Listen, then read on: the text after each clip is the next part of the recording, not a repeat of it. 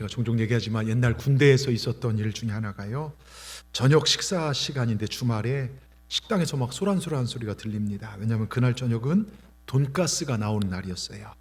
모두 식당에 서서 줄을 서서 기다리는데 앞에서 막 소란스럽습니다. 중대장에 가서 알아보니까 돈가스를 1인당 2장씩 준다는 거예요. 좋은 일이죠. 그런데 좋아하질 않아요. 왜냐하면 돈가스 위에 뿌린 소스가 없습니다. 알고 보니 식재료를 받아오는 부식병이 보급을 받아올 때 돈가스만 2박스 들고 오고, 원래 돈가스 한 상자, 소스 한 상자를 들고 와야 하는데 실수로 돈가스만 2상자를 들고 왔습니다. 여기저기 원망과 불평의 소리가 터져나옵니다. 아니 어떻게 소스도 없이 돈가스만 먹어, 그것도 2개나, 아이고 생각만 해도 속이 느글거리네. 그때 중대장이 한마디 합니다. 야 이놈들아, 감사하며 먹어라. 지금 다른 부대는 소스만 2개 빨아먹고 있다. 여러분, 같은 사건을 두고서도 한쪽에는 불평을 말할 수 있고 다른 한쪽에는 감사하는 마음을 가질 수 있는 것, 이게 우리 삶이더라고요. 어떤 의지를 가지고 살아가느냐. 우린 매일 감사하며 살 수도 있고 매일 안 되는 환경을 보며 불평하며 살 수도 있어요. 오늘은 10월의 마지막 주일로 지난 한 해 동안 우리를 지켜주시고 복 내려주신 은혜에 감사하는 추수감사 주일을 한 주 앞둔 주일입니다. 저는 추수감사 주일 당일만 감사하는 것이 아닌 그 전부터 감사를 준비하는 것이 신앙인의 지혜라고 생각을 합니다. 여러분, 지난 10개월 한번 되돌아 보십시오. 하나님의 은혜 아닌 것이 없으며 남은 시간은 하나님의 도움 없이는 살 수 없다는 고백을 드린 것이 이 시간인 줄 믿습니다. 제가 곰곰이 돌아봤어요. 여러분, 우리 교회 어제 우리가 나들이 야유회를 갔습니다. 날씨가 얼마나 좋은지요. 근데 옥정호 출렁다리를 건너서 이렇게 도는데, 저는 사모님은 이제 교인들하고 저는 혼자 이렇게 걷는데 우리 김현숙 권사님이 제 뒤를 계속 오시더라고요. 그래서 제가 사진도 찍어드리고 권사님 저도 사진 찍어드려서 카톡 주고받았는데 제가 그렇게 썼어요. 우리 권사님 아시다시피 7월 말에 쓰러지셨어요. 병원에서 감당성 없고 3일 만에 깨어나셨어요. 근데 그때 쓰러진 다른 대학생도 죽고 많이 죽었는데 지금 건강하게 그 자리에 온 게 너무 감사해서 권사님 너무 감사합니다. 함께 가서 감사합니다. 이렇게 보냈어요. 여러분, 살아났고요. 또 여러 가지 일들이 많아요. 우리 유미자 권사님도 같이 그 힘든 몸을 끌고 오셨는데 병원에서 진짜 장례를 준비하라고 했었고요. 이런저런 사건들이 참 많았습니다. 그런데 여러분, 그런 분들 아니라도 우리 삶을 한번 돌아보면요, 지난 10개월 여기까지 살아오면서 알게 모르게 나는 그냥 무심코 지나갔을지 모르지만 죽음의 위기가, 사고의 위기가, 또 요즘 묻지마 폭행처럼 이런 것들이 내 옆에 스쳐 지나갈 수 있었어요. 하나님께서 보호하셔서 여기까지 온 것을 저는 믿습니다. 그냥 우연히 살아온 것이 아니라 하나님의 도우심으로 여기까지 왔다. 여러분, 이 고백을 하나님 기뻐 받으신 줄 믿습니다. 특별히요, 여러분, 오늘 예배에 올라오는 여러분들, 오늘 예배를 통하여 여러분의 감사 신앙이 회복되어지길 바랍니다. 불평거리를 보았고 가정에서도 지적거리만 보았던 우리 눈이 감사를 보는 눈으로 변화되길 축원합니다. 원망을 말했던 우리의 말이 감사를 말하는 말로 변화되기를 원합니다.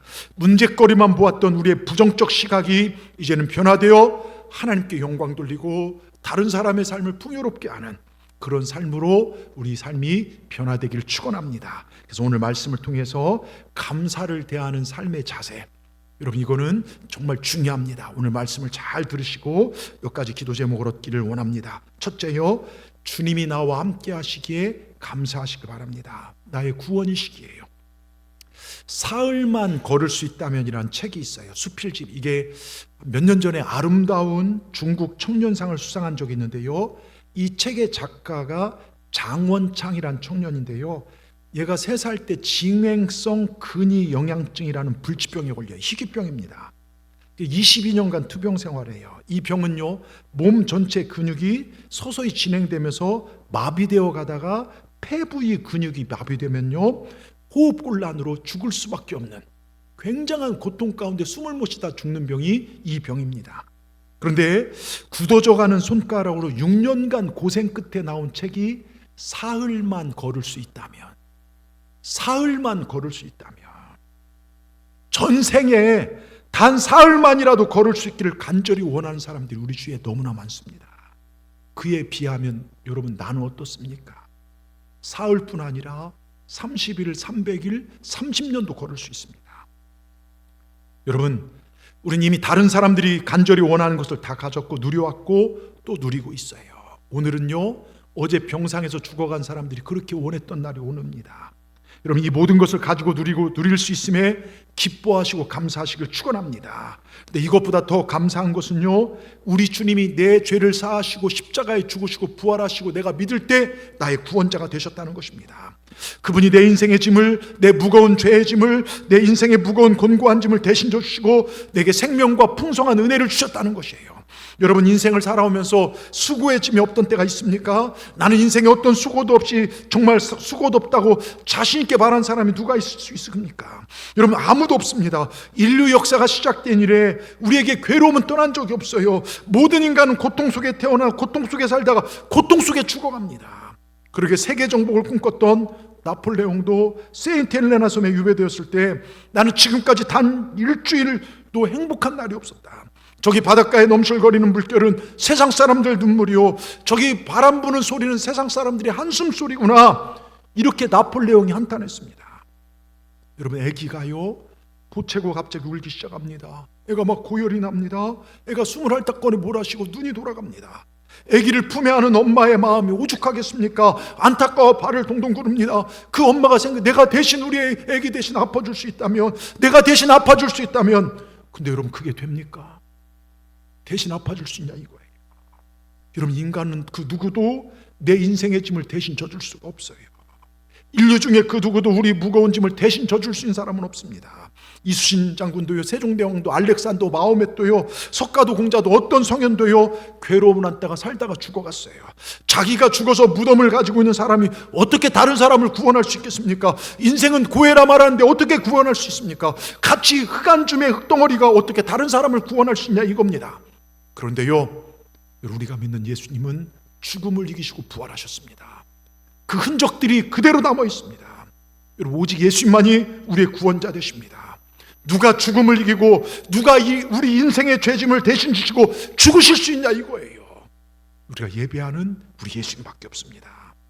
오늘 시편 118편 우리가 1절하고 중간하고 딱 29절, 이걸 접으면요 1절, 14, 15절 정말 29절 되는데요, 여기 보면 여호와 하나님의 선하심과 인자하심, 그리고 하나님이 나의 구원자 되심을 감사하는 노래가 나옵니다. 대적들로부터, 삶의 위기로부터 구원과 영원한 구원을 허락하신 하나님을 찬양하고 있습니다. 이 구원의 기쁨이요, 가정에서 오늘 14절 보면, 의인들의 15절에 보면 장막에는 기쁜 소리가, 여러분 제가 말씀드렸지만 물은 답은 알고 있다는 책이 있어요.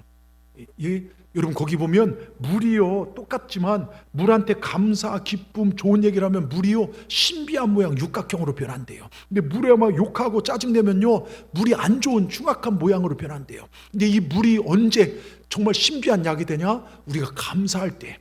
또 하나, 그 공동체 안에, 그러니까 가정 안에, 교회 안에 기쁨이 충만하고 찬송 소리가 날 때 이 물이 보약이 된다는 거예요. 그러니까 하나님의 능력이 임하면요 우리 가정 안에, 우리 교회 안에 기쁜 소리가 넘쳐나게 될 줄 믿습니다. 지금 문제 가운데 있고 지금 어려워도요 믿음 안에 있으면 하나님 반드시 역전시킵니다. 여러분, 이 믿음을 가지시기 바랍니다. 특별히요, 저는 임종 전에 부족한 저를 통해서 구원의 역사를 이루신 하나님의 은혜를 참 많이 경험했습니다.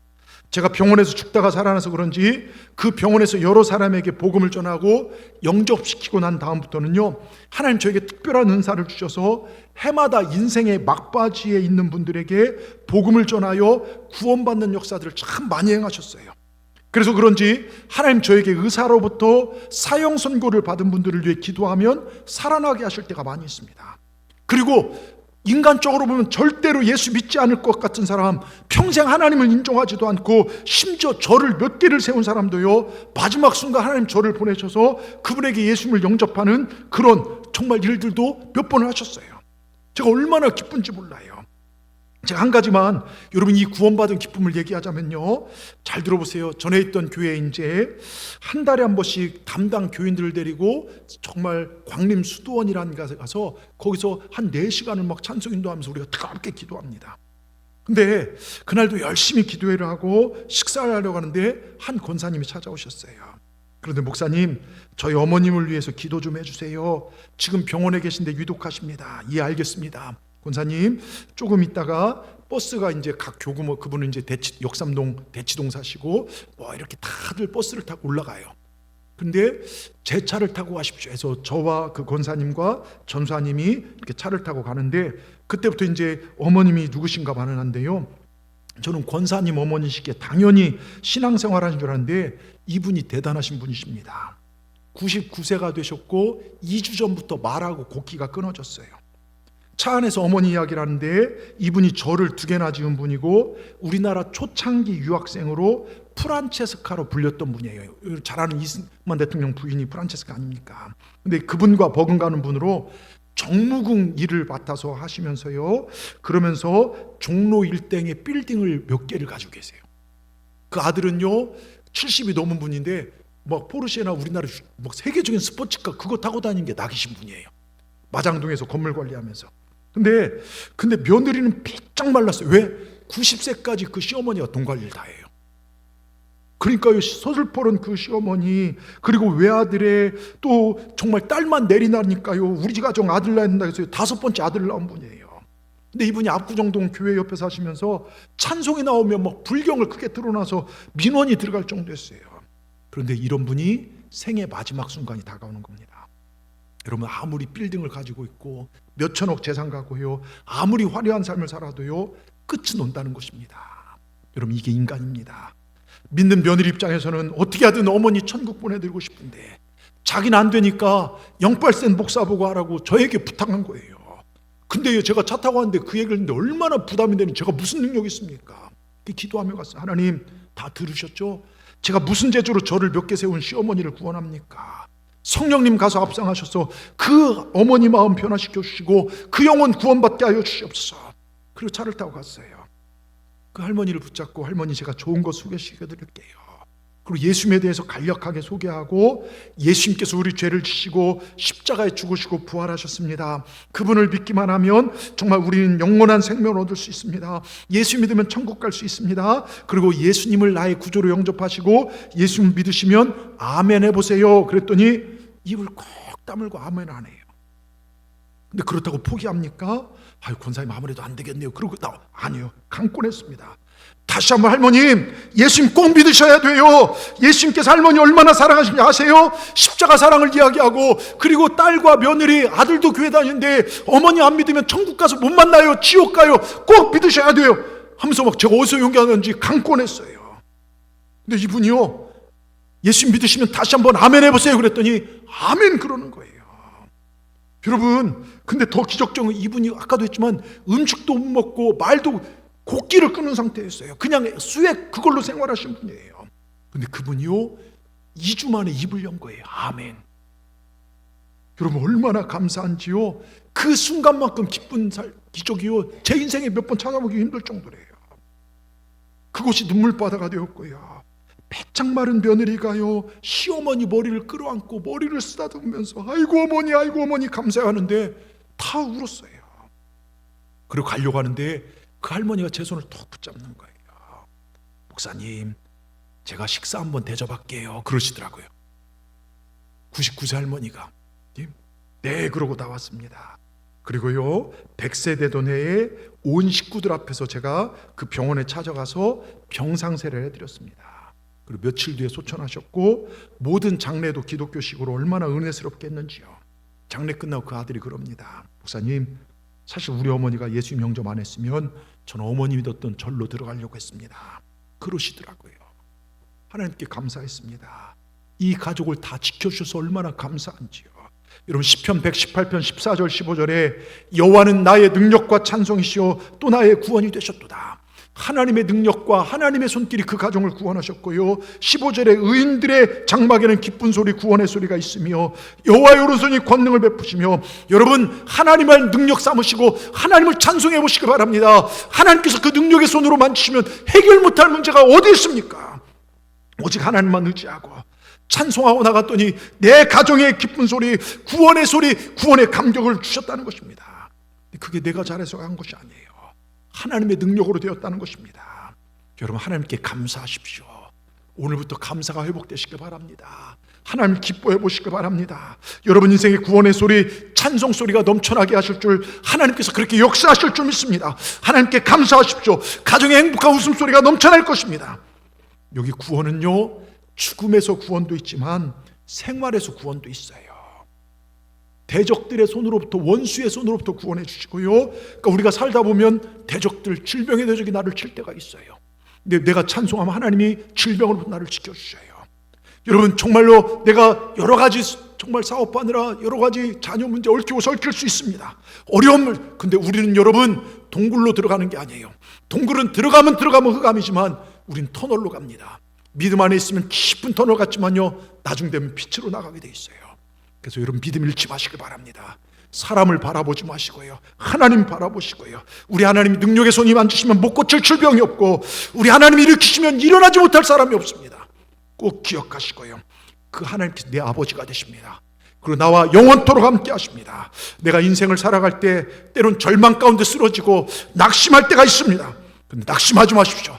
절망하지 마십시오. 아브라함이 바랄 수 없는 중에 바라고 믿음으로, 여러분 100세 된 아브라함이요 90세 된 부인 사라가 아기를 낳지 않습니까? 근데 그 믿음을 하나님이 의로 여기고 역사하시니까요, 기적의 역사가 일어나요. 여러분, 10월의 마지막 주일까지 인도하신 하나님, 끝까지 믿음 가운데 살아갈 여러분을 지키시고 보호하시고 함께 하실 줄 믿습니다. 시편 48편 14절, 제가 굉장히 좋아하는 구절이에요. 여러분도 이 말씀 외우시기 바랍니다. 같이 읽겠습니다. 이 하나님은 영원히 우리 하나님이시니 그가 우리를 죽을 때까지 인도하시리로다. 여러분, 내 호흡이 다하는 그날까지 내 사랑의 하나님, 능력의 하나님, 치료의 하나님이 나를 붙드시고 우리 인생길에 함께 하셔서 우리를 영원한 천국으로 인도하실 줄 믿습니다. 그 하나님께 감사하시기를 주님의 이름으로 축원합니다. 두 번째요, 하나님께 대한 감사는 원한과 아픔을 각 찬송과 기쁨으로 바꿔놓습니다.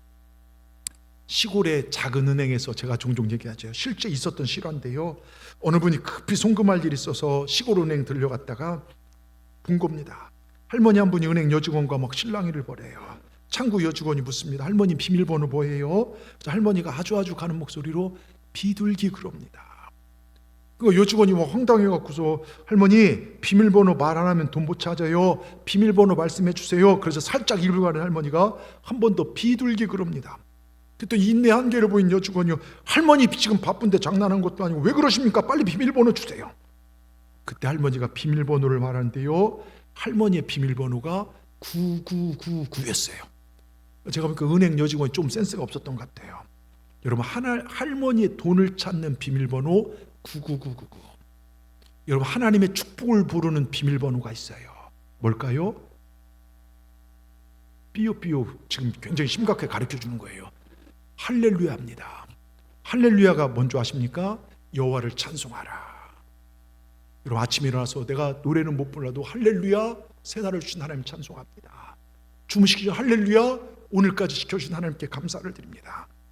여러분, 여기 보세요. 14절에 보면 정말 여호와는 나의 구원이시고 나의 능력과 찬송이시여. 여기 찬송이란요, 여러분 보세요, 악기를 연주하고 목소리를 높여 노래를 하라는 것이 아니에요. 물론 그것도 찬송이죠. 근데 찬송이란, 우리 청년들 찬양단도 잘 들으세요.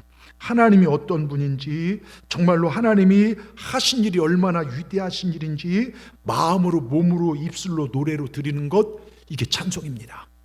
단순히 곡조만 노래하는 것이 아니라 하나님이 하신 일, 하나님이 내게 행하신 일, 이걸 고백하는 것입니다. 그래서 하나님 가장 받고 싶어하는 게 찬송이에요. 성도가 하나님께 드릴 수 있는 최고의 것이 찬송입니다. 하나님이 나를 자녀 삼으신 목적이 바로 하나님께 찬송을 드리기 위함입니다. 찬송은 하나님을 기쁘시게 하며요, 그분을 나에게 임하는 능력의 통로가 되고, 찬송을 부를 때 어둠의 것은 떠나갑니다. 귀신은 떠나갑니다. 하나님을 찬송하는 말은요, 하나님을 날마다 생각하고 묵상하라는 것입니다. 그럼 우리의 원한과 아픔이 변화됩니다. 엊그제 돌아가신 김수미 배우, 그분의 갑작스러운 죽음에 깜짝 놀랐는데요, 제가 그분의 간증을 들은 적이 있어요. 이분이 교회 다닌 지 불과 몇 년 안 돼요. 근데 예수님을 영접하고 나서 그때부터 삶이 변화되기 시작돼요. 그전엔 사람들이 밉고 일하는 게 짜증나고 정말 불쾌하고, 이분 말로 그래요. 팩을 아무리 고급진 팩을 바르도 근심하고 잠 못 자면 푸석푸석했는데, 근데 아무리 힘들어도 기도하고 하나님 감사합니다, 오늘 몇 항을 뛰고 막 일해도 바쁜데도 하나님 감사합니다, 팩도 안 하고 자면요, 근데 얼굴이 그렇게 환해지더래요. 우리 여자분들 좋은 팩, 뭐 홍삼팩, 이게 중요한 게 아니라 주무시기 전에 하나님 감사합니다 찬송해 보십시오. 예? 여러분, 얼굴이 환해질 줄 믿습니다. 예? 남편한테 막 이런 팩 저런 팩 사달라고 떼쓰지 마시고요, 감사만 해보십시오. 근데 여러분 보세요. 제가 감사하며 용서할 때 우리 삶은 변화되는데요. 몇 번 말씀드렸지만 또 들어보십시오. 소록도 아시죠? 저쪽 소록도에서 목회 활동을 하고 있는 어느 목사님에게 70 중반 넘어 보이는 한 노인이 찾아왔어요. 목사님, 저를 이 섬에서 살게 해주실 수 없습니까? 느닷없는 노인의 요청에 목사님 당황한 표정을 짓고, 아니 노인장은 정상으로 보이는데 여기 나 환자들과 같이 살다니요. 제발요. 그저 해본 소리는 아닌지 그러니까 뭔가 사연이 있는 것 같아요. 그럼 여기 앉아보십시오. 앉는 순간 휴 하면서 얘기를 끊어냅니다. 목사님, 저에게는 모두 10명의 자녀가 있었습니다. 그런데 그 중에 한 아이가 나병에 걸렸습니다. 언제적 이야기입니까? 지금으로부터 40년 전이요. 그 아이 11살 때 걸렸어요. 발병 사실을 알았을 때 우리가 할 수 있는 것은 통곡과 그 아이를 가족과 동네로부터 격리시키는 것이었습니다. 그럼 여기로 왔겠군요. 그렇습니다. 소록도에 나환자촌이 있다는 말만 듣고 그 아이를 데리고 길을 떠난 건 늦은 여름이었습니다. 그때만 해도 교통이 매우 불편해서 서울로 와서 소록도까지 오는 길은 정말 멀고도 힘든 길이었습니다. 하루 이틀 더운 여름날 지루한 기차와 먼지 나는 신장로를 타고 또 걷고 하다 우리 함께 지쳤습니다. 어느 산속 그늘 밑에 쉬는 중이었는데 문득 잠에 골아 떨어진 그 아이를 죽이고 싶었습니다. 문둥병 걸려 살 바에 차라리 죽는 게 낫다 싶어서 옆에 있는 이만한 바위를 들여서 아이에게 던졌는데 그만 비껴나고 말았습니다. 이를 악물고 다시 돌을 들었지만 차마 또다시 그런 짓을 할 수가 없었습니다. 애를 깨워서 가던 길을 재촉했습니다. 근데 문제는 소록도에 다다랐을 때 일어났습니다. 배를 타고 온 사람들 중에 눈썹이 다 빠지거나 손가락, 발가락, 코가 다 없어진 사람들, 정면으로 피부가 일그러진 사람을 보게 되었습니다. 그들을 보자 아직은 피부도 이쁘고 멀쩡한 내 어린 아들을 도저히 여기야 맡길 수가 없었습니다. 그러다 멈칫거리다가 배를 놓치고만 나는 겁먹고 떨거는 아들에게 내 마음을 이야기했습니다. 고맙게도 아이가 이해를 하더라고요. 아들아, 저런 모습으로 살아서 뭐라겠냐. 몹쓸 운명이라 생각하고 차라리 너하고 나하고 함께 죽는 길을 택하자. 우린 나루토를 돌아서 아무도 없는 바닷가로 갔습니다. 신발을 벗어두고 물속으로 들어가는데 어찌나 눈물이 나오는지요. 한 발 두 발 깊은 곳으로 들어가다가 거의 내 가슴까지 물이 깊어졌을 때 갑자기 아들이 돌아서 소리를 지릅니다. 나는 가슴 높이였지만 아들은 턱 밑까지 차올라 한 걸음만 삐끗하면 물에 빠져 죽을 판인데 갑자기 돌아서니 가슴을 떠밀며 악을 쏟아내는 거예요. 문둥이가 된 건 난데 왜 아버지까지 죽어야 하느냐 말이죠. 형과 누나 동생들을 아버지만 믿고 사는데 아버지가 죽으면 그들을 어떻게 살겠느냐 이것이었습니다. 완강한 힘으로 자기 혼자 죽을 테니 아버지는 나가라고 떠미는 아들 녀석을 보는 순간 그만 애를 꽈락 껴안고 말았습니다. 죽는 것도 쉽지 않더군요. 그 후 소록도에서 아들을 맡기고 울면서 돌아와 사는 게 뭔지 정신없는 세월을 보냈습니다. 9명의 아이들이 자라서 정말 학교를 나오고 결혼하고 손주들을 낳고 얼마 전에 큰아들이 시골 땅 다 팔아서 함께 올라와 살자더군요. 그래서 그렇게 했지요. 처음 아들네 집은 편했습니다. 주는 대로 받아 먹으면 되고 입을 펴주면 드러누워 자면 그만이고 가끔씩 먼저 죽은 마누라만 생각이 났지만 얼마 동안 편했습니다. 그런데 날이 가고 시간이 지날수록 애들 눈치가 보이기 시작했습니다. 그 애들은 아무 말도 없는데 말입니다. 어느 날인가 드디어 큰아들이 입을 엽디다. 큰아들만 아들인가요? 그날로 말없이 짐을 꾸렸고, 근데 사정은 그 후로도 마찬가지였습니다. 둘째, 셋째, 넷째 허탈한 심정으로 예전에 살던 고향집에 왔을 때 문득 40년 전에 헤어진 그 아들이 생각났습니다. 11살에 문둥이가 되어 소록도란 섬에 내다버린 아이, 내 손으로 죽이려까지 했으나 끝내 나환자 섬에 내팽개치고 40년을 사느라 바빠서 잃어버렸던 내 아들, 9명의 아이들에게는 온갖 정성 쏟아 힘겨운 고등대학교까지 다 시켜주었지만 내다버리고 까마득해 잃어버렸던 내 아들, 정말 면목은 없지만 보고 싶었습니다. 근데 그 아이를 찾아왔을 때 그 아이는 이미 아이가 아니었습니다. 50이 넘은 데다 그동안 겪은 병고로 인해 나보다 더 늙어 보이는, 그런데 눈빛만은 예전과 다름없이 투명하고 맑은 내 아들이 울면서 날 반기는 것 아니었습니다. 아니겠습니까?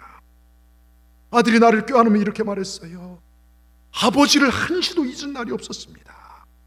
아버지를 다시 만나게 해달라고 40년이나 기도해왔는데 제 기도가 응답되었어요. 같이 얼싸 울으면서 눈물을 닦을 여유도 없이 물었습니다. 어째서 널 버린 못난 내비를 그렇게 기다렸느냐? 자식이 문둥병 걸렸다고 무정하게 내다버린 채 한 번도 찾지 않은 무정한 내비를 왜 원망하고 저주해도 모자랄 텐데 뭘 기다렸냐고. 근데 그 아들의 얘기를 들어보십시오. 여러분 잘 들으십시오. 여기 와서 예수님 만나 믿게 되었는데 그 이후로 모든 걸 용서하게 되었노라고. 왜 용서했을까요?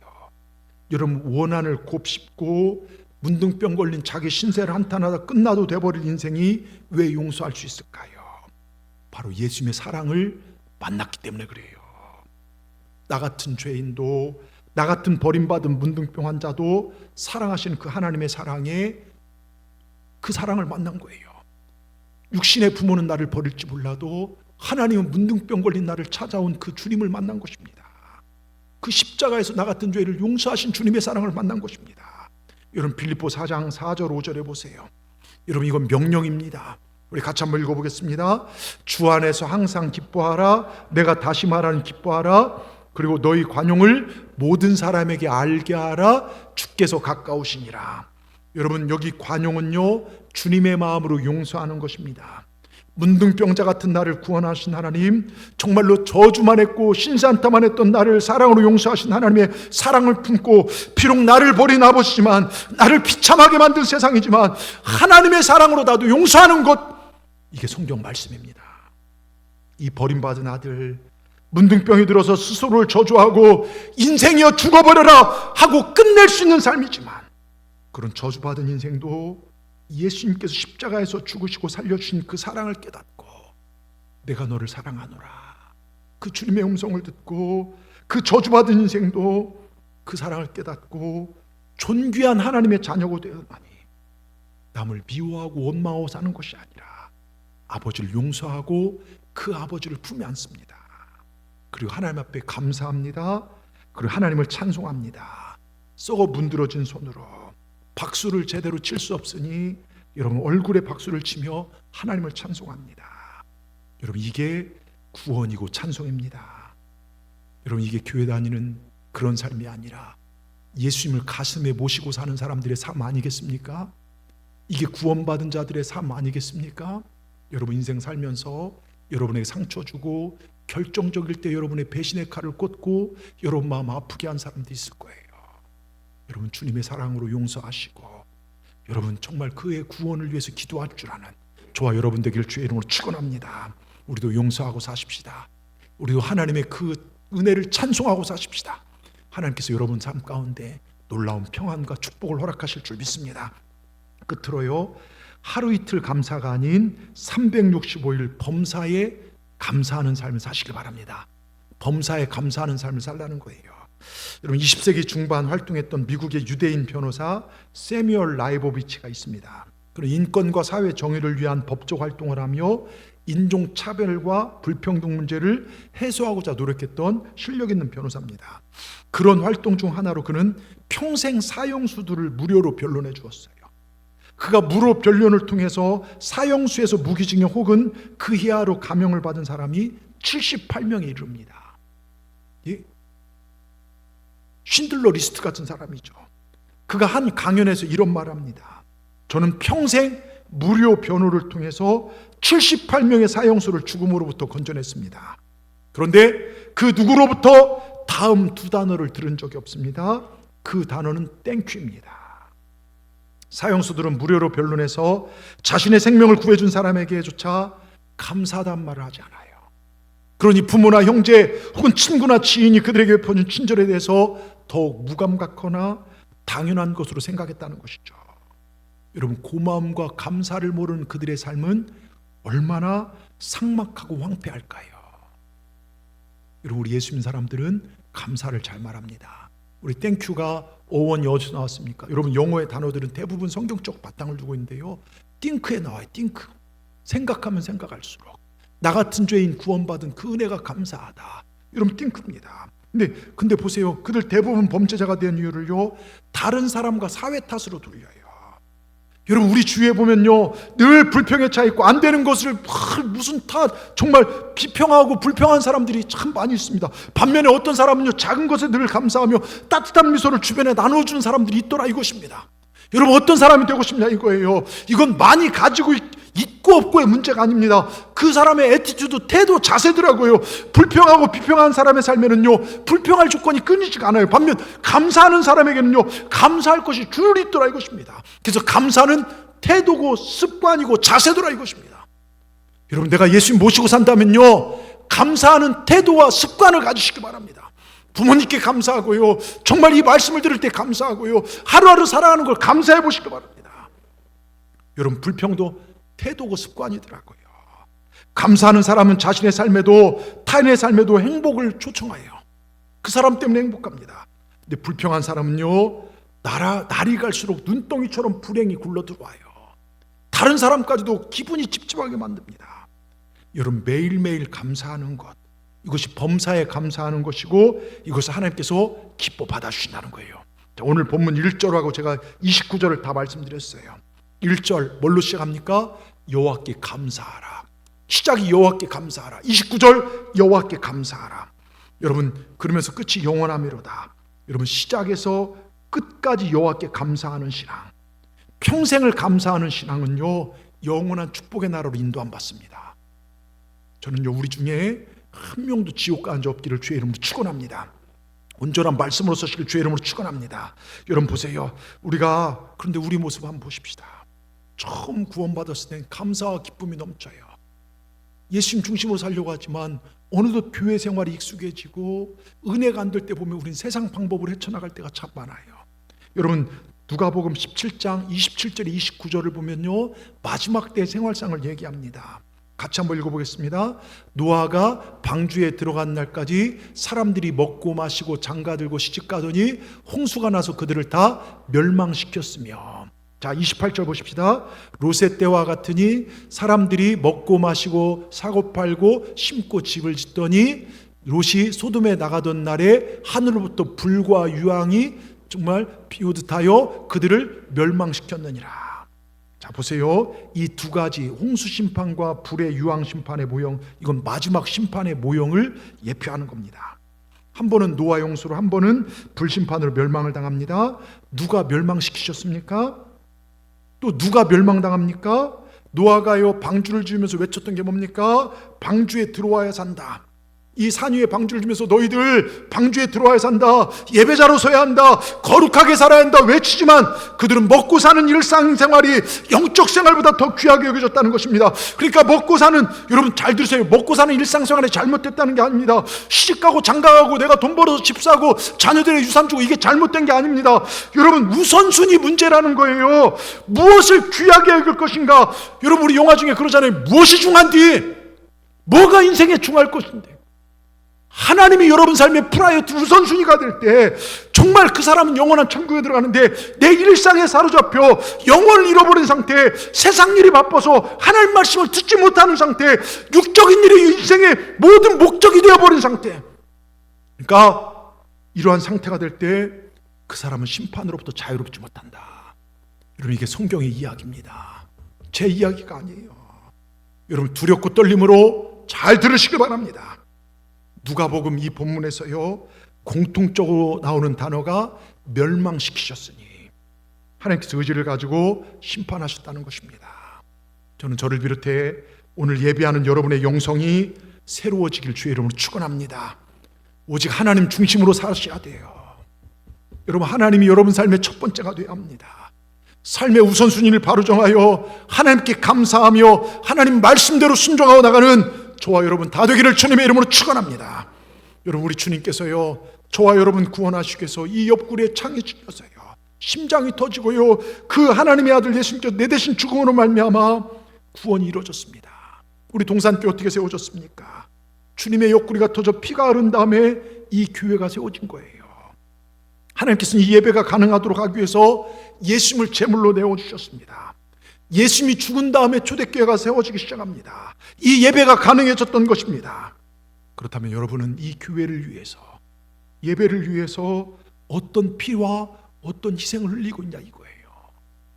때론 세상의 모임들, 때론 여러 가지 바쁜 일정들, 하나님을 예배하는 일보다 귀할 수 없습니다. 여러분, 하나님 예수님 중심으로 사시길 주의 이름으로 축원합니다. 여러분, 주님께서는 희생 있는 예배를 기뻐하십니다. 이제 다음 주면 지난 정말 10개월 동안 지켜주신 하나님의 은혜에 감사하는 추수감사주일입니다.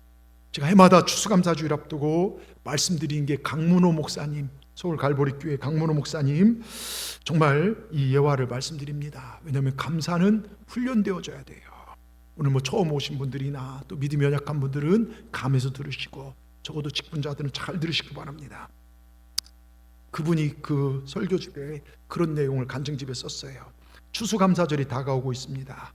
준비기도를 하고 있었는데 해마다 느끼는 것이지만 장로, 권사, 집사 등 임원들이 추수감사헌금 5만 원, 10만 원 드리는 것이 굉장히 거슬렸습니다. 1년 감사를 하나님께 드린다고 하면서 어떻게 신발 한 켤레 값도 못 드린지 상상이 되지 않았습니다. 맹장 하나 걸리면 돈이 없어도 몇백만 원 꼬서라 수술하는데 어떻게 내 생명을 구원해 주시고 영생복락 주신 하나님께 그렇게 드리는지 이해할 수가 없었습니다. 그래서 금년에 앞서 추수감사에 대한 설교를 하기로 작정하였습니다. 난 이렇게 성도들에게 말했습니다. 이번 추수감사헌금은 한 가정에 최소 36만 5천 원 하나님께 드려야 합니다. 그 좋으신 하나님께서 1년에 한 번 감사드리며 하루에 1천 원씩만 드린다 해도 1년이면 36만 5천 원 아닙니까? 유명상표 신발 한 켤레도 20만 원, 30만 원인데 하나님께 드리는데 너무 인색하지 마십시오. 구워서라도 금년 추수감사절에 36만 5천 원을 최소 단위로 드리십시오. 이렇게 얘기를 한 거예요, 그 목사님이요. 성도들의 추수감사헌금 드리는 자세를 바꾸려고 돈 이야기 잘하는 나답지 않게 강력하게 설교했어요. 이분은 이스라엘을 해마다 갔어서 연구를 해요. 여러분, 유대인들은 절기 때요, 6월절 절기 때요, 이 정도 수준이 아니에요. 하나님 드린 게요 엄청납니다. 그런데 그들이 가난하냐 죽었냐 아니에요. 더 세상의 부를 거의 장악할 정도입니다. 근데 하여튼 그걸 알고 얘기를 했어요. 분위기를 파악해보니 온 교인들이 순종할 자세였고 아름다운 교인들이었고요, 아주 가난한 가정도 구워서라도 이번 감사절에 내가 하겠다 이야기가 들려옵니다. 근데 드디어 다음 주일이 추수감사절입니다. 일주일 앞도 가만 생각해보니 다음 주엔 재정부원들이 고생을 많이 할 것 같은 생각이 들어서 주보에 재정부 온라인 전화번호를 넣었어요. 그리고 광고했습니다. 우리 성도 여러분, 이번 추수감사절에 모두가 36만 5천 원씩 준비하고 있는 분위기를 보고 기뻤습니다. 그런데 다음 주 헌금하면 재정부에 돈 세느라고 고생할 것 같습니다. 재정부 온라인 교회에 정말 온라인 번호를 주보에 넣었습니다. 이번 주엔 수고스러워서도 은행 온라인으로 헌금하시면 감사하겠습니다. 그러면 재정부에 살 필요도 없이 헌금이 정리될 것입니다. 순수한 그 교인들은요, 주간 내내 은행을 드나들었습니다. 나도 은행에 갔습니다. 성도들에게 한 가정에 36만 5천 원씩 하라고 했지만 나는 목사로서 아무래도 적은 것 같았습니다. 식구별로 36만 5천 원씩 하기로 작정했습니다. 그래서 돈을 가지고 은행에 갔습니다. 입금 전표에 기록했습니다. 강문호 36만 5천 원, 아내 이혜진 36만 5천 원, 딸 강남이 36만 5천 원, 아들 강일 36만 5천 원. 목사님, 왜 36만 5천 원씩이에요? 그리고 갈보리 교인들 오기만 하면 36만 5천 원인데 무슨 이유가 있습니까? 나는 웃으며 말했습니다. 미스박은 몰라도 돼요. 그리고 다 끝났다고 일어나라는데 성령께서 이런 말씀을 주셨습니다. 강문호야, 네 가정의 가장 큰 기도 제목이 무엇이냐? 네 딸 시집 가는 것이 우리 가정의 가장 큰 기도 제목입니다. 그러면 이번 추수감사절에 사위를 얻은 것으로 믿고 사위 이름으로 하나 더 하지.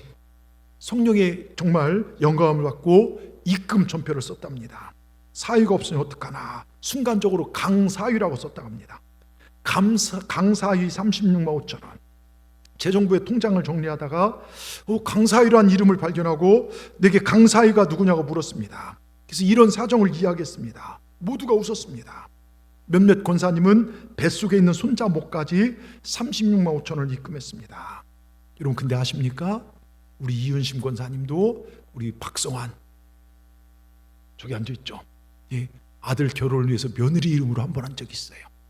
근데 그 얼마나 귀한 며느리를 얻었습니까? 그 간증을 하시더라고요. 예? 여러분 보세요. 정말 노총각이에요, 굉장히. 예? 지금 얼마나 예? 정말 그 가정이 얼마나 행복한지 몰라요. 예. 그래서 지난 12월 저희 교회에서 결혼하고요. 근데 이게 하나님의 은혜라는 것이죠. 근데 정말 어느 날 바로 옆 교회에 아멘교회 부흥회를 인도하게 됐는데, 이분은 송파 살고 거기도 같은 송파인데 5분 거리예요. 근데 자기를 강사로 보신 이 조창환 목사님 너무 용기 있다 생각하고 열심히 부흥회를 인도했는데, 둘째 날 오전 성경 공부를 마치고 점심 식사를 위해 이제 식당에 둘러앉았대요. 식사하면서 그냥 지나간 말로 우리 딸 시집 좀 보내주세요. 이 말을 들은 그 식사 대접하는 조화숙 여자 장로님이 어떤 딸에 물어서 딸 자랑을 했대요. 그 장로님은 즉석에서 자기가 기도하고 있는 며느리란 것입니다. 사업가인 외아들을 짝을 위해 기도하 중이었다는 거예요. 근데요, 그렇게 한번 만났는데 둘이 신비할 정도로 잘 맞았습니다. 이렇게 옆 교회가 나를 부흥 강사로 부른 것이 이런 뜻이 말고, 둘이 서로 만나보더니 둘 다 한결같이 좋다는 것이에요. 초고속으로 모든 일이 진행되고 가정을 이뤘습니다. 나는 믿음으로 사위 감사한 것을 드리고 평생의 자랑거리 사위를 얻었습니다. 하루에 1,000원 감사하고 너무나 큰 선물을 받았습니다. 갈보리 교회는 추수감사절 이후 365일 감사의 기적이 수도 없이 일어났습니다. 여러분, 제가 이 액수 헌금하라는 게 아닙니다. 부담 느끼실 필요도 없어요. 하나님 앞에 내 감사가 어떤지 한번 돌아보시라는 거예요. 여러분, 절기를 지켜라 할 때 하나님은 정확히요 그 이상의 것들을 우리한테 요구하십니다. 근데 여러분, 감사를 회복해 보십시오. 진실되게 하나님 앞에 감사해 보시기 바랍니다. 우리가 예배드린 하나님 살아계신 하나님이십니다. 여러분, 지금 이곳에 함께 하신 하나님이십니다. 오늘도 우리 마음을 노크하시고 내가 너와 함께한다 말씀하신 하나님이십니다. 내가 너와 함께 할 것이다, 내가 너를 지킬 것이다, 너의 길을 열 것이다 말씀하십니다. 여러분, 그 하나님 앞에 감사하시기 바랍니다. 365일 감사하십시오. 범사에 감사하십시오. 여러분, 감사는 기적을 일으킵니다. 여러분 모두가 기적을 경험하는 축복의 주인공들 다 되시기를 주의 이름으로 축원합니다. 축원합니다. 우리 큰 소리 아멘 하십시다. 기도하겠습니다. 전능하신 하나님, 감사합니다. 오늘 추수감사절을 앞두고 감사로 감사절을 준비하는 귀한 말씀으로 우리에게 감사 신앙을 일깨워 주시니 감사합니다. 여호와께 감사하라. 감사하고 살아야 되지 않겠니? 설득이 아니라 명령입니다. 주여, 나 같은 죄인을 구원해 주신 그 은혜에 감사합니다. 문둥병자와 다를 바 없는 때로 원망과 불평과 음란과 시기와 질투 속에 살았던 나를 우리 주님께서 십자가의 죄사함을 은총을 더하시고 구원해 주신 그 은혜에 감사합니다.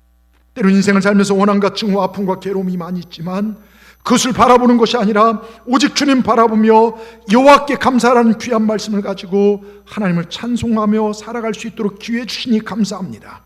오늘 말씀을 통하여 어떻게 감사하는지 또 가르쳐 주시니 감사합니다. 1년 365일 범사에 감사하라는 귀한 말씀 주시니 감사합니다.